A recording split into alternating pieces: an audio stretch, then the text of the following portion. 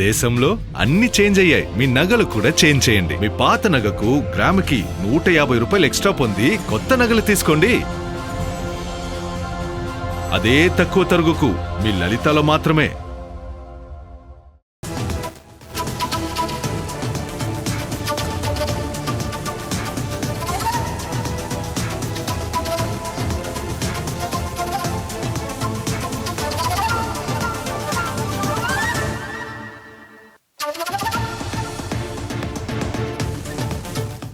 మరొక breaking news చూస్తున్నాం. పర్యాటకులకు, ప్రకృతి ప్రేమికులకు శుభవార్త.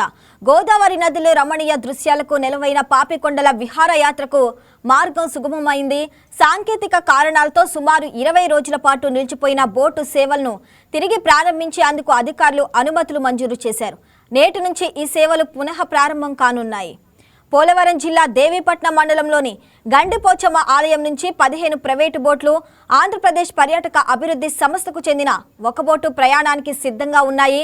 Rampachodavaram revenue division officer Swathi, joint collector Prashant Kumar నేతృత్వంలోని అధికారుల బృందం భద్రతా ఏర్పాట్లను, బోట్ల స్థితిగతులను సమీక్షించిన అనంతరం ఈ నిర్ణయం తీసుకుంది. గత నెల జూన్ 14న గండిపోచమ్మ ఆలయం నుంచి పాపికొండలకు వెళ్తున్న ఒక పర్యాటక బోటులోని దేవీపట్నం పోలీస్ స్టేషన్ సమీపంలో సాంకేతిక లోపం తలెత్తింది. ఈ ఘటనతో ప్రయాణికుల భద్రతను దృష్టిలో ఉంచుకొని అధికారులు వెంటనే బోటు సేవలను తాత్కాలికంగా నిలిపివేసి అన్ని బోట్లను క్షుణ్ణంగా తనిఖీలు చేపట్టారు. ప్రస్తుతం అన్ని బోట్లను పరిశీలించి అనుమతులు మంజూరు చేశామని జలవనరుల శాఖ అసిస్టెంట్ ఇంజనీర్ భాస్కర్ ధృవీకరించారు. వర్షాకాలం నేపథ్యంలో పర్యాటకుల తాకిడి పెరుగుతుండటంతో తాజా నిర్ణయంతో పర్యాటకం రంగం తిరిగి ఊపందుకుంటుందని, తద్వారా స్థానిక ఉపాధికి భరోసా లభిస్తుందని భావిస్తున్నారు. ప్రయాణికుల భద్రతకు అత్యంత ప్రాధాన్యతనిస్తూ కఠినమైన నిబంధనల నడుమ ఈ సేవలను కొనసాగిస్తున్నామని అధికారులు స్పష్టం చేశారు.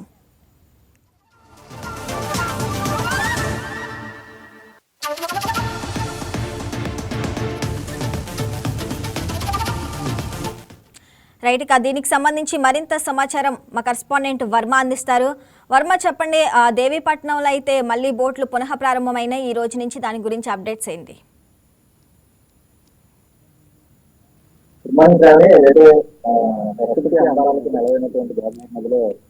పాపికొండల విహారయాత్ర కోసం ఎంతకాలం నుంచి ఎదుర్కొంటున్నటువంటి పర్యాటకులకి, అలాగే ప్రేమికులకి ప్రస్తుతం ఒక శుభవార్త అయితే అందిందని చెప్పాలి. ముఖ్యంగా 20 రోజుల నుంచి కూడా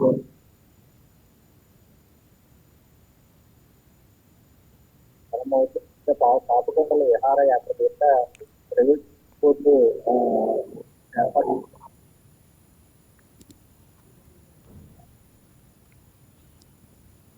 సమీపంలో పోలీస్ స్టేషన్ దగ్గర ఒకసారిగా సాంకేతిక లోపం కారణంగా నిలిచిపోయింది. అది అక్కడ ఆ టైంకి బోట్లు 80 మంది ఉన్న పరిస్థితిలో ఎంతో చాకచక్యంగా వ్యవహరిస్తున్నటువంటి బోటు యజమాని, అలాగే బోటుకి సంబంధించి తరంగు పూర్తిగా కూడా వేరొక బోట్లో వాళ్ళని విహారయాత్ర తప్పించడం వచ్చింది. అయితే ఆ ప్రయాణికుల భద్రత దృష్ట్యా కూడా అప్పుడు అధికారులు వెంటనే బోట్లన్నీ కూడా నిలిపివేసి ఆ భద్రతకు సంబంధించి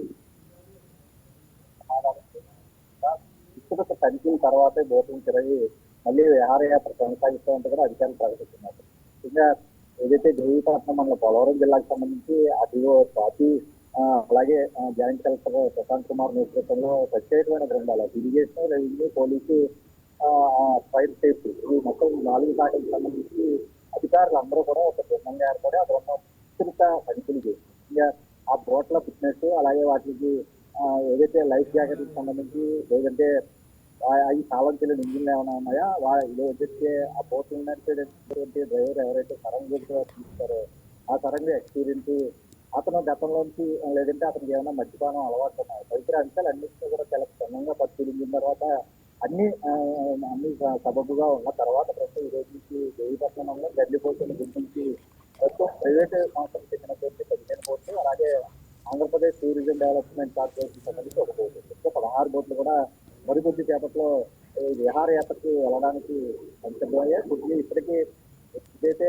గడిచిన రోజుల్లో చాలా ప్రమాదాలు జరిగాయి. కచ్చూరు ఘటన కూడా ఇప్పటికీ మర్చిపోలేనటువంటి విషాద ఘటన. ఆ ఘటన సంబంధించిన తర్వాత పూర్తిగా కూడా 4 సంవత్సరాల పాటు విహారయాత్ర అనేది బంద్ చేసిన నేపథ్యంలో ప్రస్తుతం తాజాగా ఈ వర్షాకాలం సమీపిస్తుండడం, పర్యాటకులు తాకిడి పెరుగుతున్న నేపథ్యంలో ప్రస్తుతం ఈ టూరిజం కూడా ఉపాధి అయితే లభిస్తుంది. పూర్తిగా కూడా స్థానికులందరికీ ఒక భరోసా, ఉపాధి భరోసా లభిస్తుంది. అలాగే పర్యాటక రంగాన్ని కూడా ఊపందుకునే పరిస్థితులు కూడా వస్తున్నాయి పెద్దలు. ఎందుకంటే పర్యాటకంగా అభివృద్ధి చేయాలన్న కాంక్షతోటి ఉప ముఖ్యమంత్రి పవన్ కళ్యాణ్, అలాగే ఆ శాఖకు సంబంధించిన మంత్రి సంజయ్ గిరి పూర్తిగా కూడా వీరిపై తొలుత నుంచి ఈ రాజమహేంద్రరావు సాంస్కృతిక పరంగా చాలా అభివృద్ధి చెందింది. సాంస్కృతిక పరంగా దానికి ఒక మహోన్నతమైన స్థానం ఉన్న నేపథ్యం. అక్కడి నుంచి ఉన్నటువంటి బోట్ శిఖారుని కాపురంలో విహారయాత్ర కూడా అత్యధిక స్థాయిలో దాన్ని అభివృద్ధి చేయాలన్న కోణంలో ప్రస్తుతం భావించవచ్చు. ఇప్పుడు ఈ రోజు నుంచి బోట్ శిఖారు ప్రారంభమైంది. పర్యాటకులందరూ కూడా ఆనందోత్సవాలు వ్యక్తం చేస్తున్న పరిస్థితులు అయితే ఉన్నాయి. అయితే ప్రజల ప్రాణాల భద్రత ముఖ్యంగా అదే లక్ష్యంగా వాళ్ళు ధ్యేయంగా, అలాగే విస్తృత తనిఖీలు ఎప్పటికప్పుడు ప్రతిరోజు వెళ్ళొచ్చిన తర్వాత బోర్డుని తనిఖీలు చేయడానికి ఒక బృందాన్ని కూడా ప్రభుత్వం ఏర్పాటు చేసింది.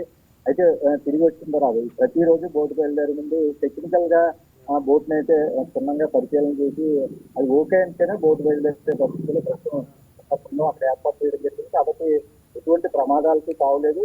ఒకవైపు ఆర్టీఓ పార్టీ కూడా దీనిపై నిరంతర పర్యవేక్షణ కొనసాగిస్తున్న నేపథ్యంలో ప్రస్తుతం ఇది పర్యాటకులకి, ప్రకృతి ప్రేమికులకి ఒక శుభవార్తగానే చెప్పాలి. ఈ రోజు నుంచి గండిపోవటం నుంచి ప్రస్తుతం పాపకొండల విహారయాత్రకైతే ప్రస్తుతం బోట్లు బయలుదేరడానికి సిద్ధంగా ఉన్నాయి. ఈ టూరిజం డెవలప్మెంట్ లో భాగంగా ప్రస్తుతం దీన్ని అభివృద్ధి చేయాలన్న కోణంలోనే ప్రస్తుతం అధికారులు కూడా అన్ని సన్నాహక చర్యలు కూడా చేపట్టారు.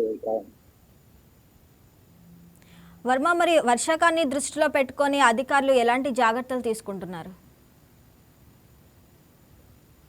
ఏదంటే గోదావరి నది మధ్య సాగేటటువంటి నదిలో పూర్తిగా కూడా పాచికొండల విహారయాత్ర అంటే గోదావరి నది అటు ఇటు కూడా కొండలు ఉంటాయి. ఆ కొండల మధ్యలో నుంచి ఒడులు తిరుగుతూ కుడులు తిరుగుతూ ఉండేటువంటి గోదావరి నదిలో చుట్టూ ప్రసిద్ధ అందాలని తిలకించడానికి చుట్టూ కూడా చాలా అందమైన ప్రాంతంగా అయితే దీన్ని అభివర్ణిస్తారు. పాచికొండల విహారయాత్ర అంటే జీవితంలో అందరికీ కూడా ఒక కళ లాంటిది. పుట్టింది కూడా ఆ కళని సాకారం చేసుకోవడానికి ప్రకృతి ప్రేమికులు చాలా ప్రాంతాలు దేశంలో వివిధ ప్రాంతాల నుంచి కూడా ఇక్కడికి వచ్చి ఈ పాచికొండల విహారయాత్ర అయితే చేస్తుంటారు. అయితే ప్రస్తుతం ఈ వర్షాకాలం నేపథ్యంలో పూర్తి స్థాయిలో బోట్లకు సంబంధించినంత వరకు ముఖ్యంగా ఒక బోటు ప్రయాణం సాగించాలంటే ముఖ్యంగా అందులో 80 మంది పైబడి ఖచ్చితంగా వచ్చేటట్లుగానే ఆ బోట్లు కూడా సిద్ధం చేయబడి ఉంటాయి.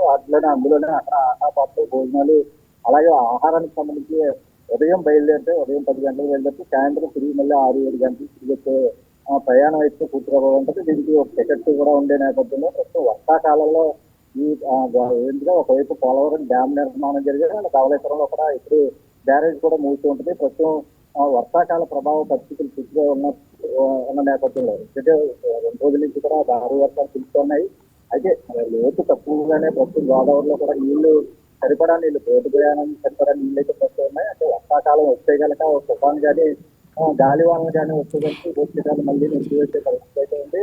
పూర్తి స్థాయిలో ఎటువంటి ప్రమాదాలకు తావు లేకుండా అయితే మాత్రం అధికారులు అయితే అన్ని ఏర్పాట్లు తీసుకున్నారు, అన్ని జాగ్రత్తలు కూడా తీసుకున్నారు. లైఫ్ జాకెట్లు అవ్వచ్చు, దానికి బోట్ ఫిట్నెస్ కి సంబంధించి అవ్వచ్చు, అలాగే ఏదైతే రైలింగ్ సంబంధించి ఏదైతే అందులో కూడా విశ్రాంతి తీసుకోవడానికి రూములు కూడా ఉండే నేపథ్యం ఫైర్ సేఫ్టీకి సంబంధించి పూర్తి స్థాయిలో జాగ్రత్తలు కూడా తీసుకున్న పరిస్థితులు అయితే ఉన్నాయి. ఇరిగేషన్ సంబంధించి ఎక్కడైతే ఎక్కువ లోటు ఉంటుంది ఆ ప్రాంతంలో వెళ్లకుండా కూడా ఒక రూట్ మ్యాప్ ఏ విధంగా వెళ్ళాలంటే కూడా ఇరిగేషన్ శాఖ అధికారులతో చర్చించి జాయింట్ కలెక్టర్ కూడా ఆ రూట్ మ్యాప్ కూడా సిద్ధం చేసి ఆ రూట్ మ్యాప్ లోనే వెళ్ళి తిరిగి, ఎందుకంటే గోదావరి నది మధ్యలో సిడులు తిరుగుతూ ఉంటది. ఆ సిడులో కానీ బోట్ తీసుకుంటే చుట్టూ కూడా ప్రమాదం జరిగే అవకాశం అవుతుంది. ఇటువంటి జాగ్రత్తలన్నీ ముందస్తుగానే ప్లాన్ చేసి పక్కా ప్రణాళికలతో ప్రస్తుతం విహారయాత్ర, పాచికొండల విహారయాత్ర అన్నదానికి ఒక ప్రణాళిక అయితే సిద్ధం చేశారు. ఆ ప్రణాళికను అనుసరించి ప్రస్తుతం విహారయాత్ర అయితే ప్రస్తుతం కొనసాగడానికి పాచికొండల విహారయాత్రకు సంబంధించి పూర్తిగా కూడా అధికారులు కూడా నిరంతర పర్యవేక్షణ చేస్తూ ఈ వర్షాకాలం నేపథ్యంలోనే నిరంతరాయంగా కొనసాగడానికి పర్యాటకాన్ని అభివృద్ధి చేసే అధికారులు కృషి చేస్తున్నారని చెప్పాలి. Right Varma, thanks for the updates.